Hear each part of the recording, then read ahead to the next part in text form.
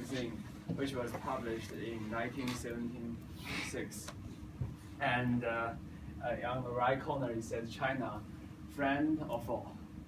And the man on the cover is Deng Xiaoping. And at that time, Deng Xiaoping was going to take Zhou's power, who is his predecessor in the Chinese government. And the American people have no idea the man on the cover, and they also have no idea whether China will be a friend or foe under Deng's leading.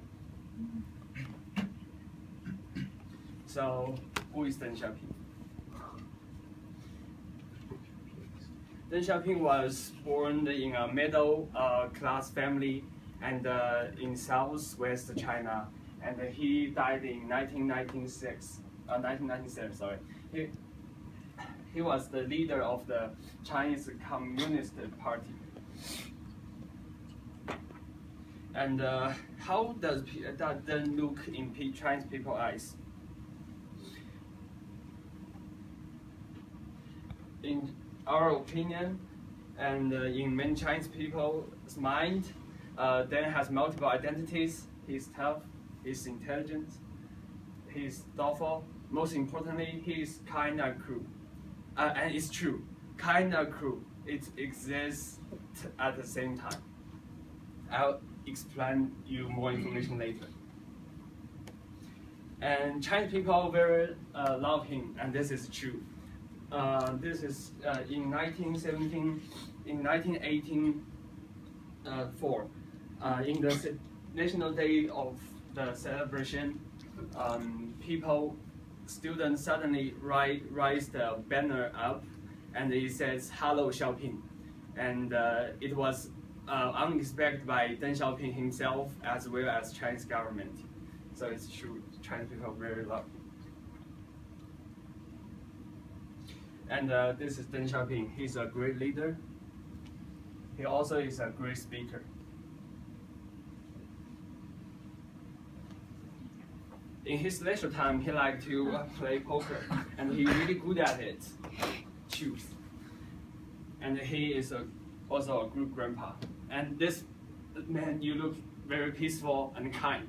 Actually, he has done something that is very cool. So I want to move on his history and the characters. And I believe his characters largely related to his history.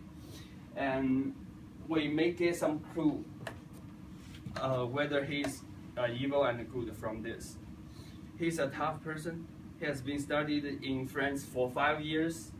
Since he was 16 years old, he never came back to his hometown. And he experienced lots of difficulties and political persecutions. This is when he was 16 years old, and he studied abroad and studied in France.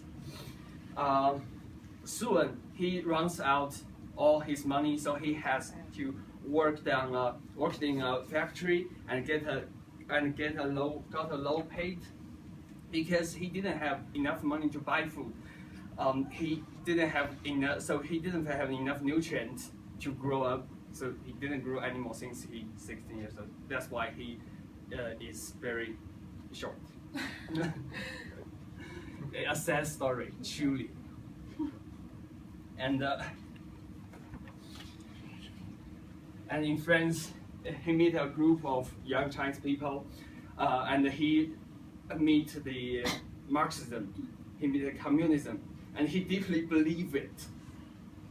And by the way, I want to mention, many Chinese people in this picture became the powerful leader later in China.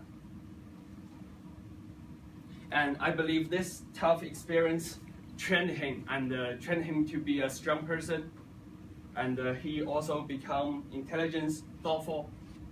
And because these difficulties is not that usual in ordinary people, right? And he has been suffered from several times political persecution. And the second time in 1967, he was transferred to a remote village and worked in this factory for 10 years. But although he lost his power, but he didn't lose his faith. He had the strong will to return back to the central power group, and he did it. So I want to talk about two important things that Deng Xiaoping has done that may reflect whether he's good or evil. The first thing is opening up an economic reform. The second thing, very interesting, the Tiananmen Square massacre. I don't know how much knowledge do you guys know about this event? And economic reform. In 1976, after Mao's death, China turned into a mess. And later, the Communist Party reached an agreement that then regained his power. And he became the leader of the party. And he decided to do something new and change this old country. The same year, then started his reform both on economy and politics. This is a very famous, interesting picture. This is Pierre Cardin, a French famous fashion designer. He, in the beginning of the reform, he was invited to Beijing, and he worked among people who wear single-colored clothes on the street, and he's very fashionable. So at that time, you know, I mean, Chinese people don't have that much choice to their clothes. And this is what Shanghai Pudong district looked like. And there was nothing at that time. It was 30 years ago. And then realized the importance of Shanghai. And so he gave some privilege to the Shanghai local government and encouraged them to develop its economy. So after 30 years later, Shanghai became a financial center in Asia, and it's a remarkable achievement. And this picture also interesting. It's come out in last year, and in this comic, he holds two cats, and the black one represents the capitalism, the white one represents the communism, and in his theory, no matter what people believe, capitalism or communism, the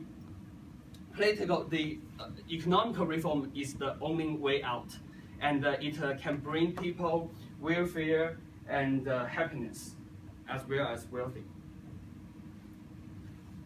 So that's the best job he has done. And his opening up during this reform, he went abroad, brought back new economic models to China. He also changed the old impression of China by promoting diplomacy. In 1978, he went to Japan. In 1979, he went to America. And this is then with the American former president Jimmy Carter.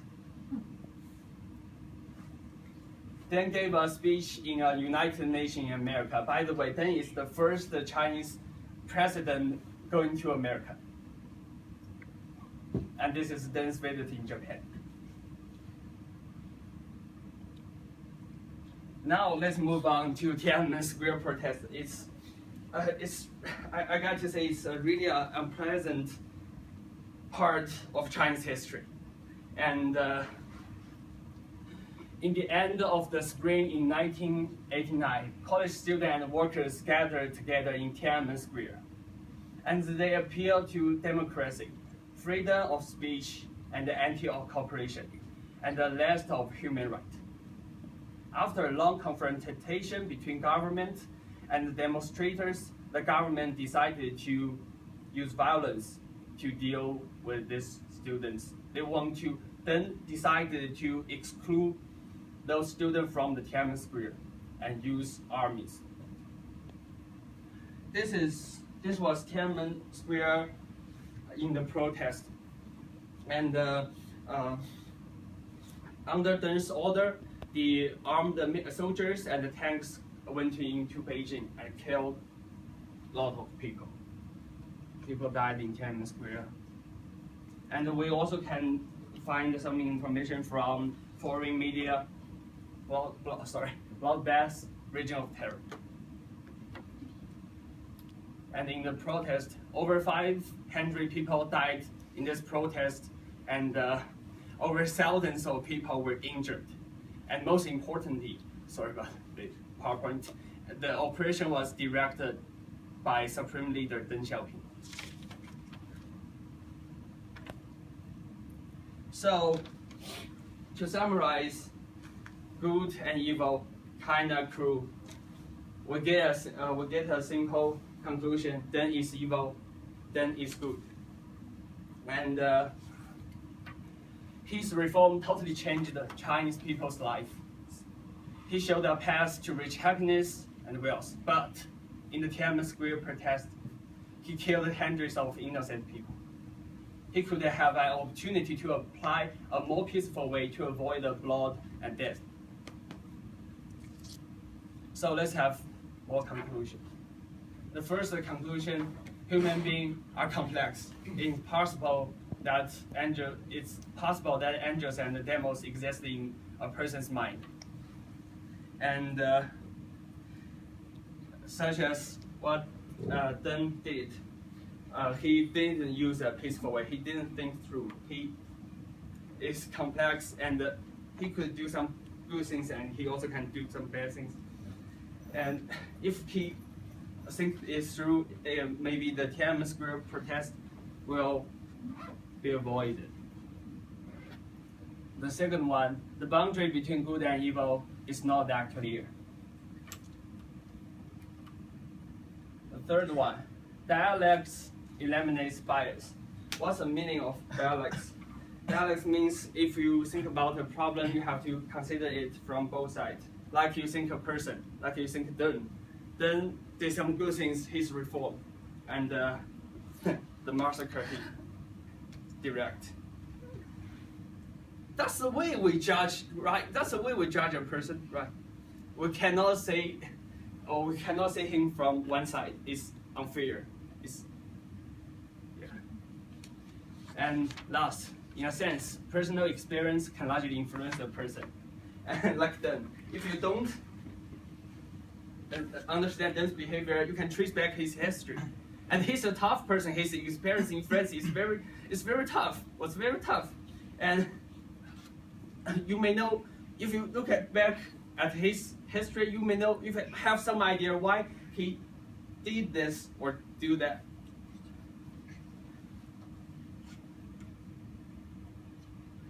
And in the last, this is a famous picture hang out in the frontier, in the Chinese economical reform frontier, Shenzhen. And despite all his negative characters, he is remembered by Chinese people for his intelligence, for his wise, for his ideology. Most importantly, his reform has bring the welfare and happiness to thousands, to millions, thousands, I don't know, Chinese people, and we really appreciate it. Thanks you, guys.